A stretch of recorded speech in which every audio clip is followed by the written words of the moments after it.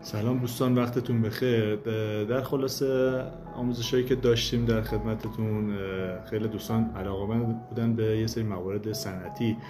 یکی دیگه از این موردایی که گفتم براش یه آموزشی درست کنم شاید کاربرد داشته باشه و به درد بعضی از دوستان بخوره، سیستم‌های توزیع است. این سیستم‌های توزیع به این صورته که با استفاده از لود سل میان یه اندازه‌گیری انجام میدن. حالا این سیستم‌های توزیع به دو صورت استاتیک و دینامیک هستن. سیستم‌های استاتیک کدوم سیستم هستن؟ سیستمی که شما هر روز با اونها در حال کار هستین و می‌بینیدشون، مثل این سیستم‌های وزنی کشی و اون ترازویی که تو مغازه هستن، یا اون وزنی که شما تو منزل هست خودتون رو باهاش وزن کشی می‌کنید.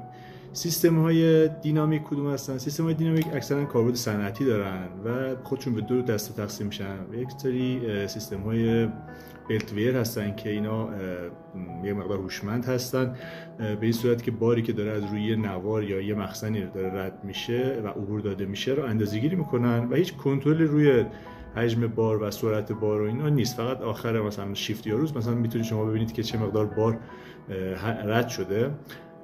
تو سیستم دوم دینامیک، سیستم بلت ویفیدر که سیستم هوشمندتری هم به حساب میاد، روی این سیستم شما علاوه بر وزن کشی سرعت رو هم کنترل دارین توسط یه سری درایوهای FC که روی نوار نصب میشه و میتونید یه توناژ مشخص شده ای رو از اون نوار یا از اون مخزن عبور بدین و خروجی بار رو همیشه کنترل کنید.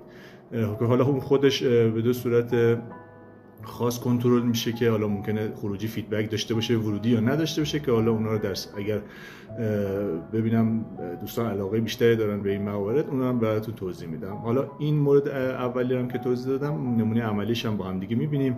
در خدمتتون هستم. سلام دوستان، وقتتون بخیر.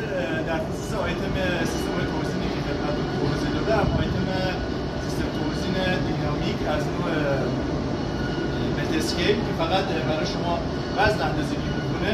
نمونهش اینجا هست. شما می‌بینید یه چرخی هست که روی نوار سواره و یه اسپید که سرعت نوار رو به شما میده و کل وزن نوار هم روی یه لود سل و یه مجموعه سواره که وزن اندازه‌گیری می‌کنه که مجموع این دوتا طبق اندازه‌گیریایی که تو دستگاهش اندازه‌گیری میشه به شما وزن رو میده که اون توناژ خروجی اون روز رو میتونید داشته باشید. حالا هیچ کنترلی دیگه روی این نوار نیست، فقط یه توناژ ثابت روزانه‌ای رو میتونید باهاش اندازه‌گیری کنید.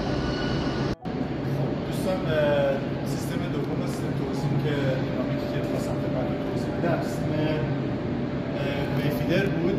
توی سیستم علاوه بر این سرعتی که داره اندازه‌گیری میشه و اون لود سل و اسپیدی که داره سرعت اندازه‌گیری میده، ما یه موتور هم داریم که حالت درایوی داره و کنترلش کنترل میشه و با توجه به این کنترلر تجهیزاتی که اینجا هست، این مواد میاد داخل این کنترلر و این توناژی که شما مد نظرتون از خروجی داشته باشین از این ویفیدر رو براتون محاسبه میکنه و خروجی بهتون میده.